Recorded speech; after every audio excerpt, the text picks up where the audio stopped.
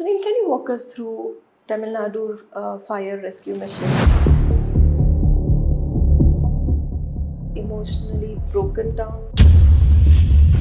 Most of the people don't have anybody to look up to become an helicopter pilot. Number of helicopters which are there in the civil market and the pilots which are there is a huge gap between the demand and supply. Close to about 1,000 plus helicopters are going to come in next 5 to 10 years.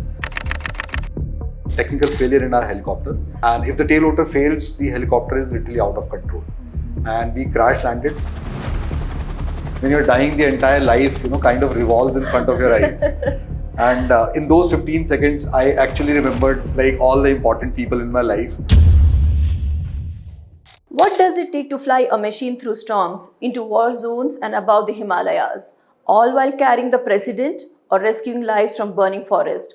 Today, we dive deep into the awe-inspiring journey of Wing Commander Sunil Dhanakar. Welcome Sunil to Wind Chasers, and it's a pleasure having you with us today. Thank you so much, Sumaya. And I'm really happy that the Wind Chasers have called me for this podcast today.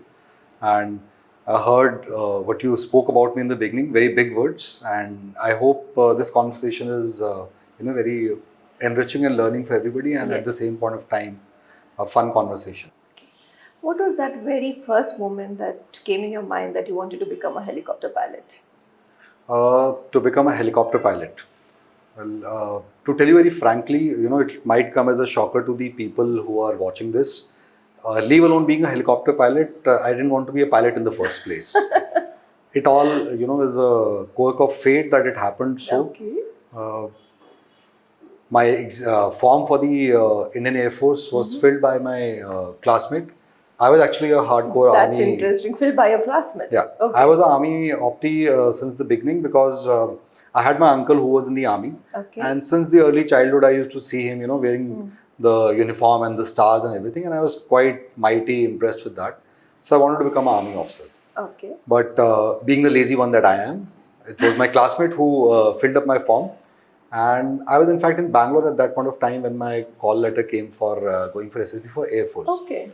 So I was a little surprised, but then I came to know that there is a mistake in the form and I have to go for the Air Force interview. So I went for the interview to Dehradun, passed This my. was in which year, like? That was back in 1999. Okay. Yeah. So I went for the interview and I cleared it. And then for next 4 years, I was trying my level best to convert, change my service from Air Force to Army. But it didn't happen. So I ended up being in the Air Force. And even in the Air Force, when I reached over there, after we completed our first 6 months of training, Okay. so we were supposed to, give a preference for the stream that you want to go in. So there were like 3 streams, transports, fighters and helicopters.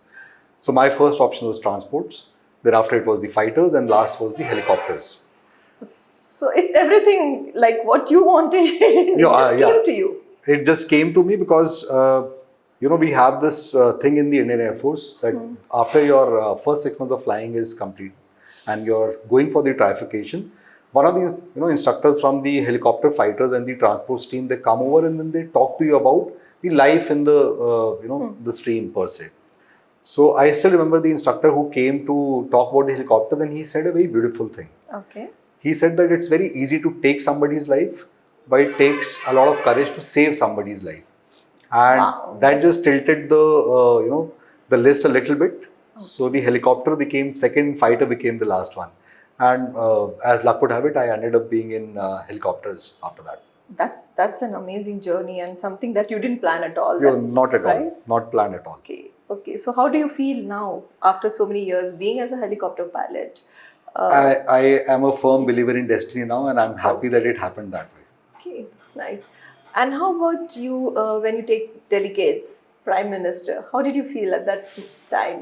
What was that kind of a feeling, especially when you're carrying a very... I know it's something which we keep doing in the Air Force, and as a junior pilot, I always used to look down upon it. I used to think that waiting for the VIPs for 2 hours on the helipad and why it is so important. Yeah. But then finally, when I became the commanding officer of the unit, I was posted in the unit which was doing VIP operations. Okay. And I can tell you for a fact that the first time when I did my flying with the VIP, it was the vice president. and it gave me so much immense pride, so much Wow. joy after the sortie was over, because that was the ex-Vice President, Mr. Venkaiah Naidu, with whom I flew his final sortie.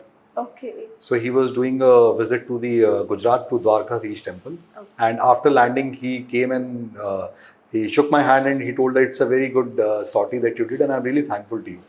So every time you fly the VIP, it's like a lot of pride that you get, because you have to realize these sorties are very high pressure, Okay. because there's so many agencies involved. Of course, you know. Yeah. Yeah. So there are so many agencies involved, but at the same point of time, you know that you can't make any mistake.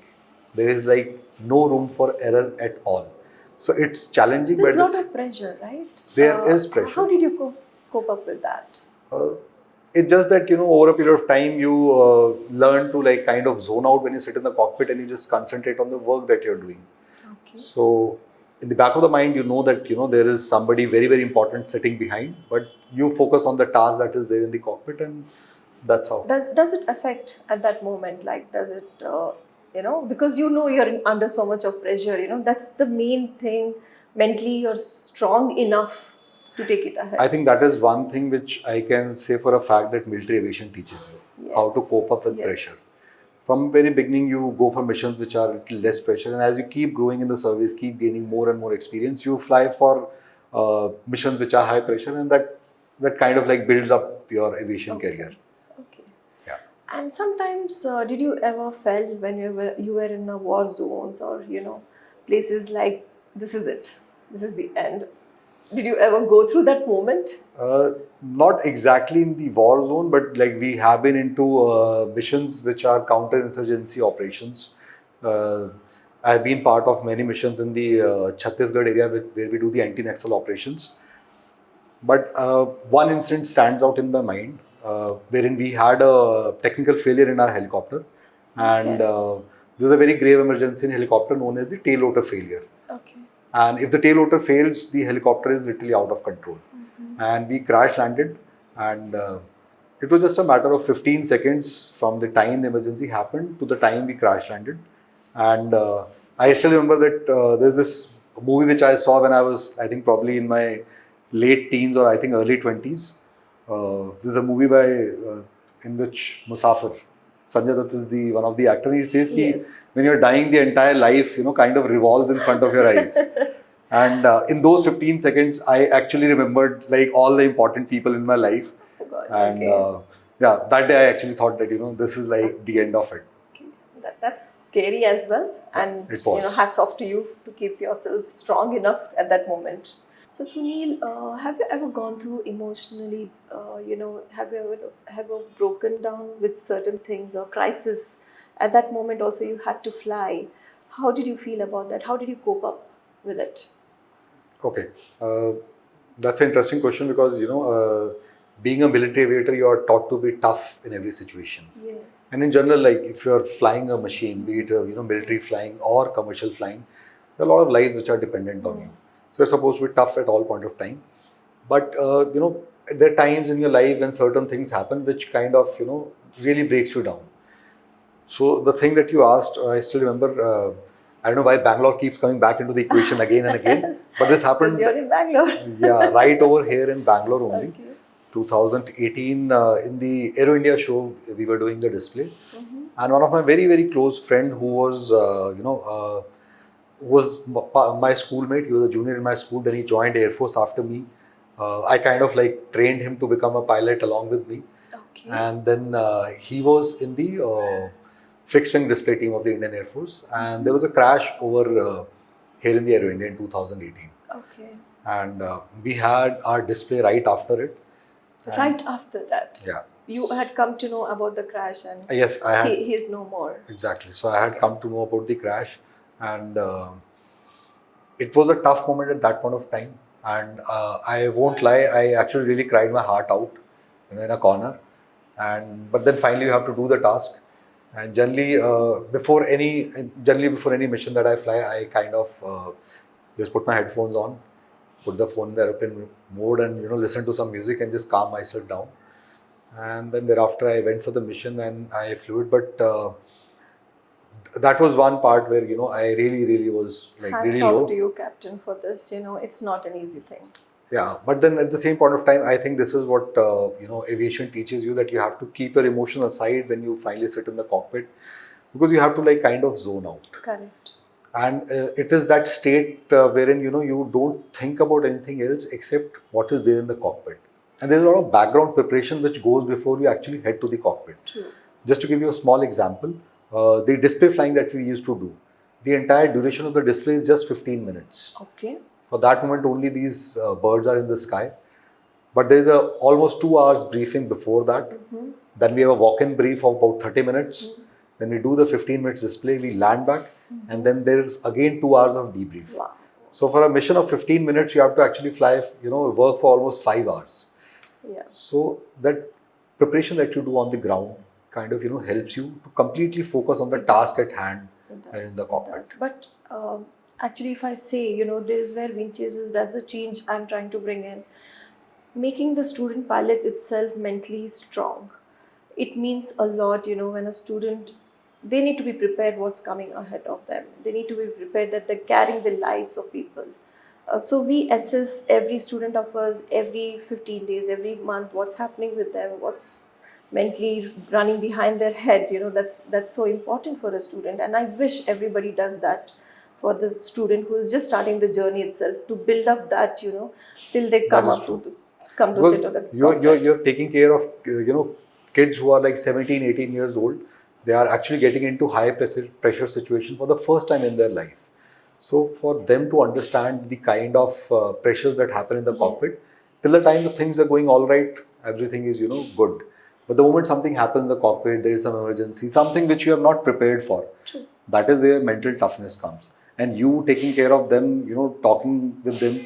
I was saying before also that you interact with your students quite a lot. It's a very good thing. You have to make them mentally strong to face the world. Thank you, Sunil. Actually, that's what we want to do in Wind Chasers. Build up that foundation so strong to them, till they reach over there in the cockpit. That's wonderful. Sunil, can you walk us through Tamil Nadu fire rescue mission? A little bit, a glimpse about how it is. Okay. This rescue operation is very close to my heart. This happened back in 2016, if I'm not wrong, 16 or 17. And I had recently converted to the ALH helicopter at that point of time. And I just became part of the Sarang aerobatic display team, which is one of the only 4 helicopter display aerobatic team in the world. Okay. And the entire team was in Mauritius. They were doing a display, and just the mere fact that I had recently converted, I was not part of the the display in the Mauritius. And with me there was another guy who was junior to me, and he is also recently converted. So we both were like fairly new, and we were holding the fort back in Coimbatore in the unit that we were, and we got a call from our air officer commanding. And he told me to meet in his office. So we reached over there, and he explained the entire situation. Until then, you were not aware. I had zero clue. No clue about it at all. Okay. So I generally thought that I must have done some mistake. That's why I'm being called right now. Okay. So, but then we reached over there, and he told about this situation where about 40-50 school students are stuck in a forest fire in this place called Theni, and he explained the entire mission to me, and he just asked me, "Are you confident of doing it?" And I told him, "Sir, I have never flown in the ALH in the hills. I have recently converted, but I am confident." So he told, "So just go ahead with it." And I told him, "Sir, just give me like half an hour to plan the entire mission. And once I have planned it, I'll tell you my plan of action, and thereafter we'll go ahead with it." So we planned the entire mission together.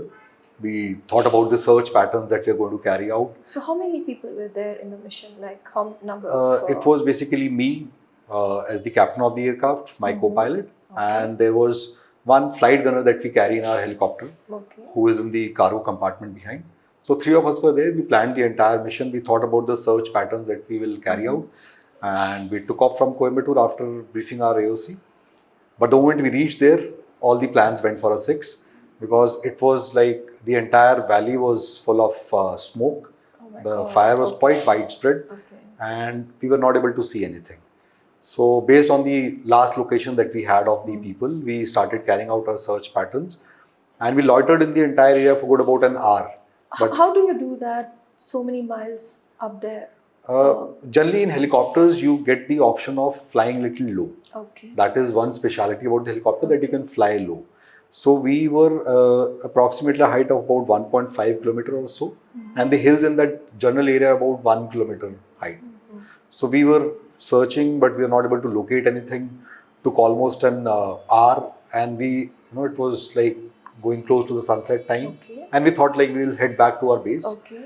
But then my co-pilot was, he had a very keen sense of Did you had observation. that feeling? What if we go back and still they are there Yeah, alive? that feeling is yes. always there in the back of the mind Yes, when you you, go you for don't a want to rescue go mission. with that guilt, we went back just 5-10 minutes. Absolutely. Yes, yeah. What you're saying is absolutely right, because most of the helicopter missions that you fly are related to some rescue or something. So generally, helicopter pilots are supposed to have little emotional heart, which makes them to push Right.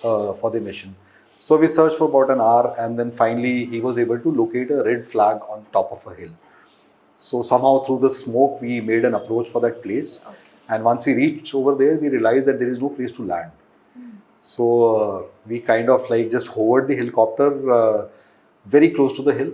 Okay. And there were Indian Air Force commandos who were there, who helped the people to board the aircraft. A couple of dead bodies also, which we had to carry.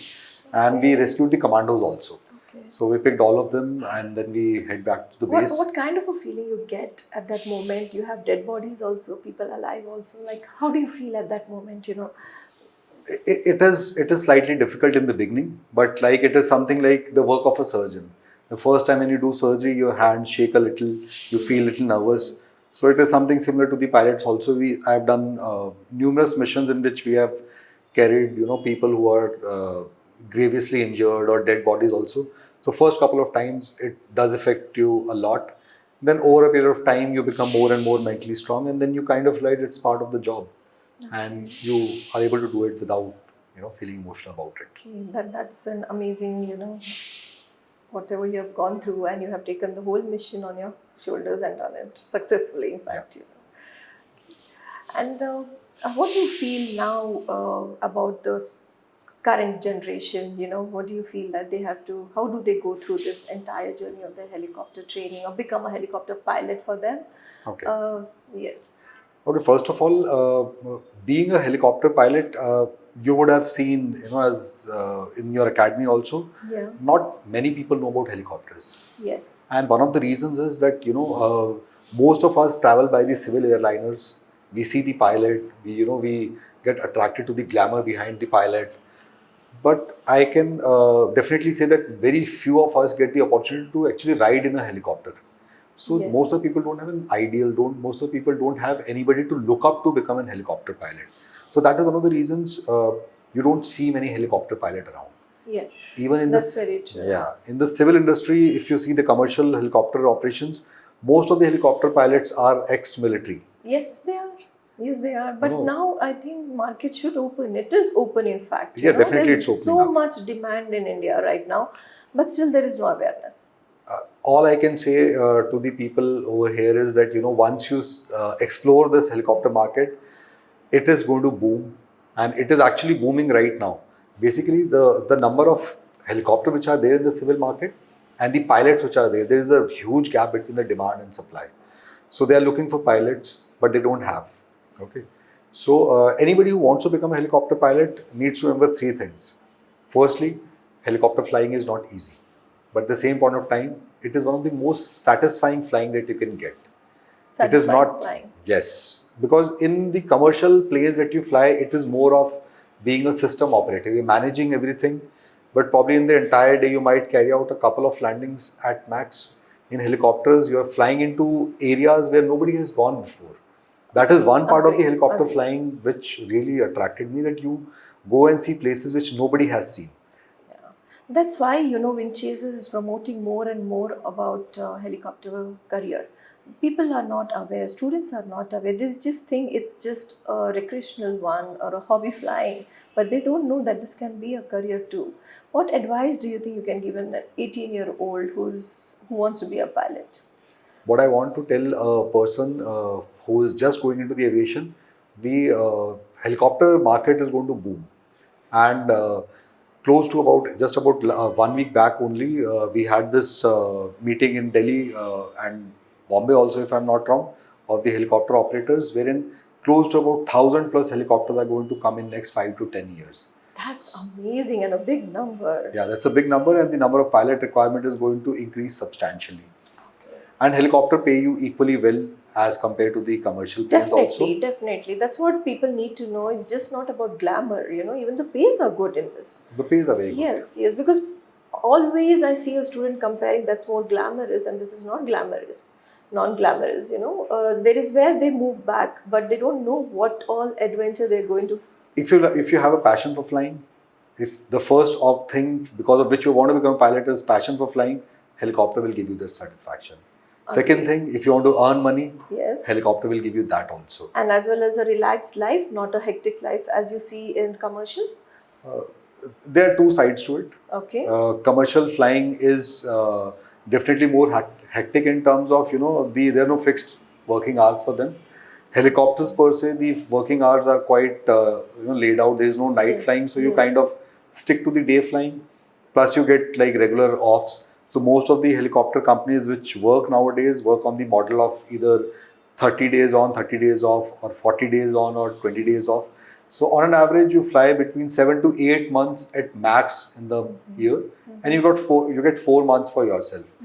No commercial plane company will give you this option of close to about 120 days of holidays in a year. Okay, and that's what I'm saying. It has its own relaxed life as absolutely. well. So you get time to fly. You get the challenging flying, and at the same point of time, you get time for yourself, your family. Absolutely. You can do many It's a other perfect things. work-life balance, I could say. Perfect. That's what the student needs to understand when it comes to the career of helicopter. There are lot of much more opportunities which they are not exploring. Sunil, what do you want to say to the students who wants to become a heli pilot? We all know it's an expensive career, right? What message do you want to give to the students? How do they achieve that dream of theirs? There was this reel that I was watching on Instagram yesterday only, and in that reel, it's basically a clip from a movie, and the very beautiful thing that the main protagonist in that scene tells to the doctor, he tells her that what's the biggest lie that people tell you, and she asks him what's that thing, and he replies to her that it's not simple. So people think that it's difficult, and I don't say that it's not difficult, but that's a lie.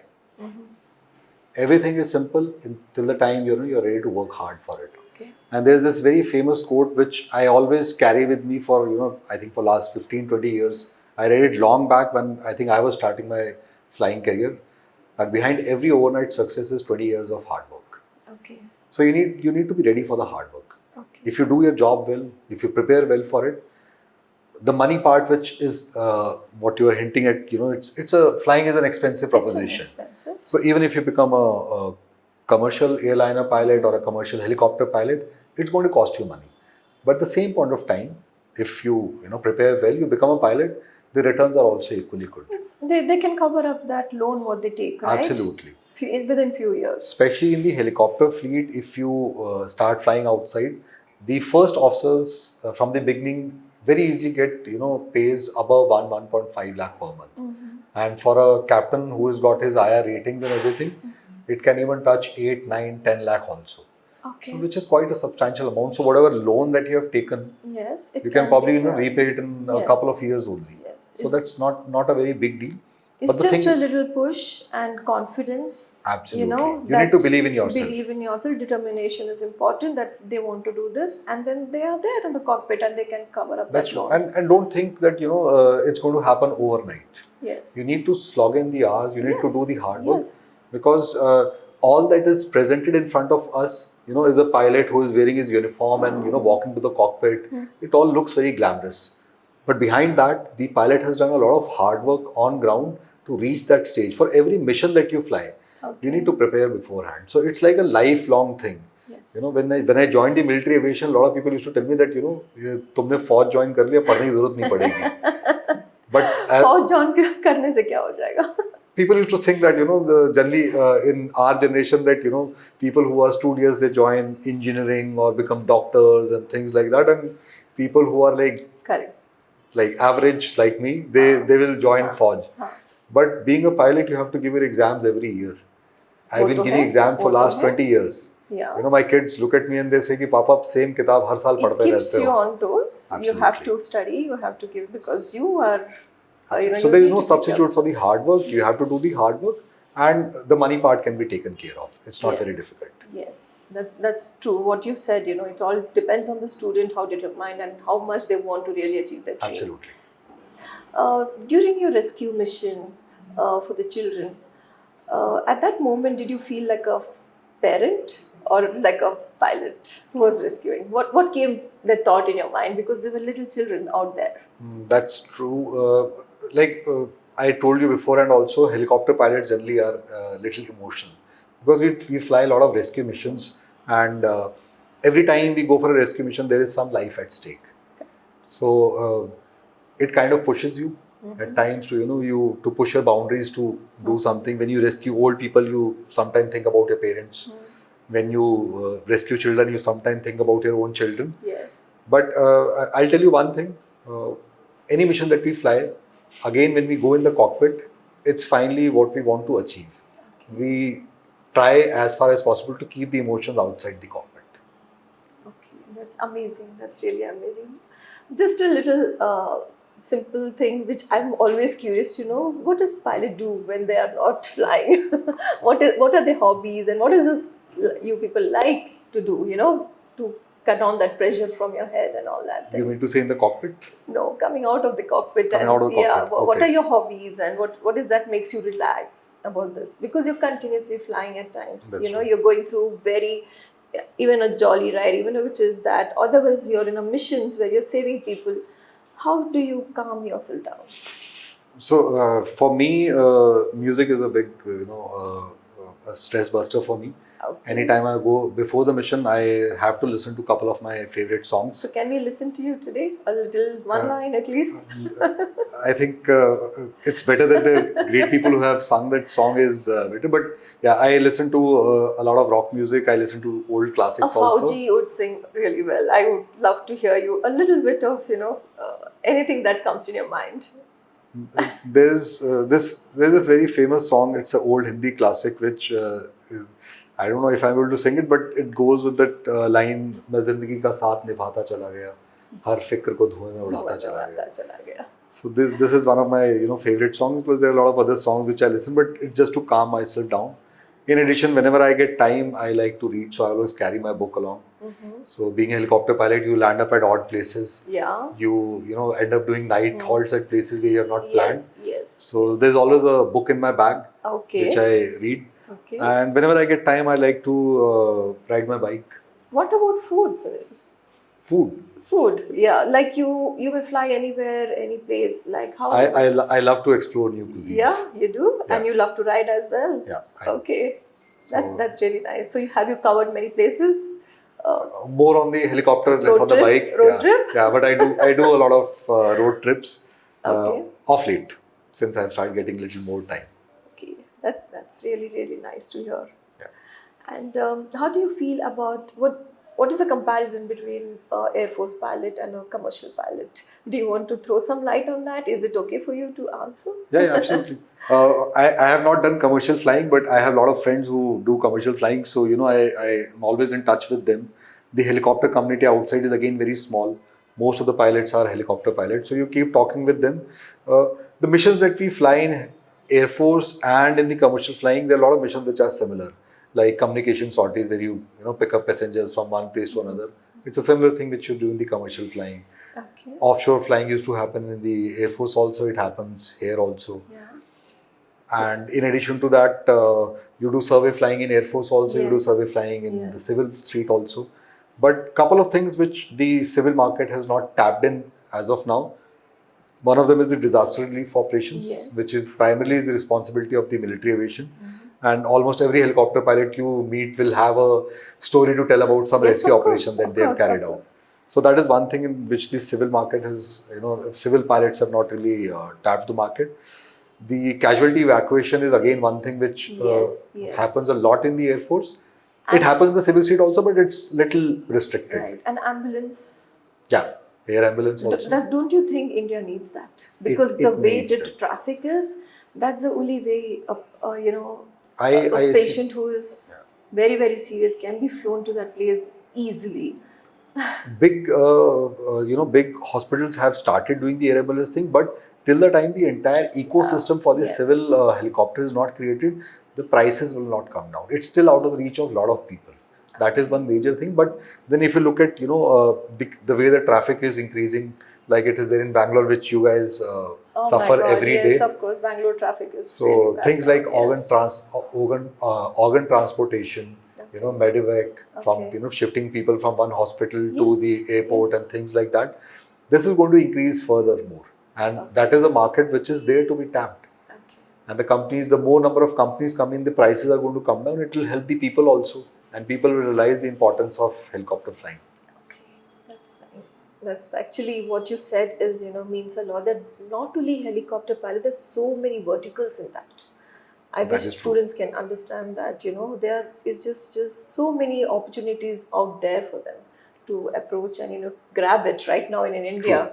I wish we can create more awareness like this for the students. Just to build up on the thing that you said, a small comparison, the number of helicopters in a country like United States of America is close to about 9,000 helicopters. What we have in India is somewhere around 300 plus. So there Yes, is a huge market. huge market. And I've traveled to a lot of countries. There was this another incident that I can just narrate to you. I was there in the United Kingdom, and we had gone for a scuba diving. And while we were returning back, we saw a road crash in front of us. Okay. And within, I will not Minutes? say minutes, there was a helicopter which landed on the highway, picked up the casualty, picked it up, and took them to helicopter and saved their lives. Such kind of I things. wish India brings this as soon as possible, Absolutely. because we are growing so well, and I think this is a part somewhere we all Absolutely. need ambulances. So Yes. medical ambulances, medical evacuation, or organ transportation. Because right now, what we are only thinking is in terms of tourism, and Yes. the Char Dham Yes, Yatra exactly. offshore. We are stuck over there, not exploring all these places where it is much more important. Absolutely. So we are like focused on very, very limited sectors right now. And once the more number of helicopters starts coming up, people start hiring them, the possibilities are actually endless. Endless there. Hope so. Hope so. Things change now, coming forward, Definitely. and we can also be a big part of this ecosystem. For sure. And Sunil, whenever as a woman, I feel, how many women pilots are there in helicopter? Approximately. I know you can't keep a count of it. Approximately. I cannot put an exact number, but over a period of last 22 years since I have flown, uh, I would have met around 150 to 200 plus. Do students come forward for this? Do girls come forward for Oh, this? yes. Yes. In fact, we have some of the best, women helicopter pilots that I have served along with, and they were wonderful when they used to fly. Okay. Unfortunately, most of them were initially short service commissioned, so they had left by now. But they are the women helicopter pilots have been there since the time I have got commissioned in 2003, Okay. and I've been flying. I have been flying with them for last 20 years, and they do pretty well. I just want to know, I hope the parents are, I love those parents, I would say, who has sent their children, their daughters to do this something new for themselves. No, I mean, again, like my instructor used to tell me, once you sit in the cockpit doesn't know who is flying over Right. there. True, You know? true. But still, Indians are still they don't have that kind of confidence when it comes to aviation to send their girls. Though we are the highest number when it comes to That women is true. pilots, right? I sincerely Yes. hope that it changes, and it is Yes. changing. Yes. We see more and more number of women pilot in the Air Force for sure, that I can tell you.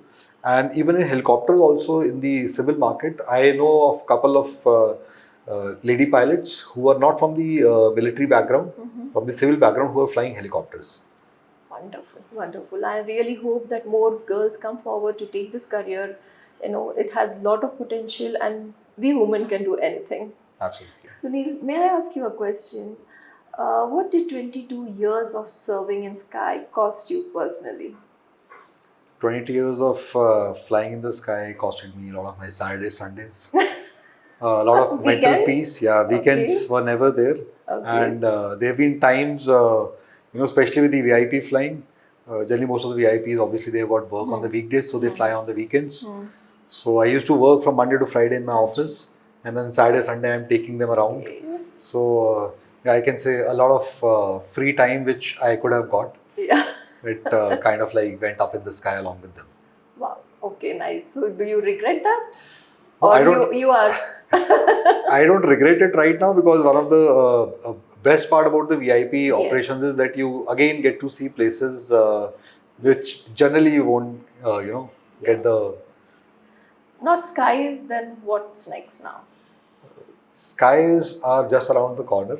They will be always there. But then, I have done one part of my life where I've flown for almost 22 plus years. Yes. And I still want to stay connected with the aviation Okay. and do something in the aviation field, probably motivate people to join flying Yes. and share whatever knowledge that I've gained in the last 22 years with them. That's wonderful. That's really wonderful of you, Sunil. You can inspire a lot of students out there. Thank you. Thank you, Sunil, for coming and giving us your insights and your journey and what all you faced, and encouraging every student here at Wind Chasers and giving that kind of a complete scenario how to become a pilot and what it is to be a pilot. That's Thank you so important. much. Thank you so much, ma'am. I hope people do get to, more and more people come forward and start flying helicopters. Yes. Thank you, Sunil. Thank you.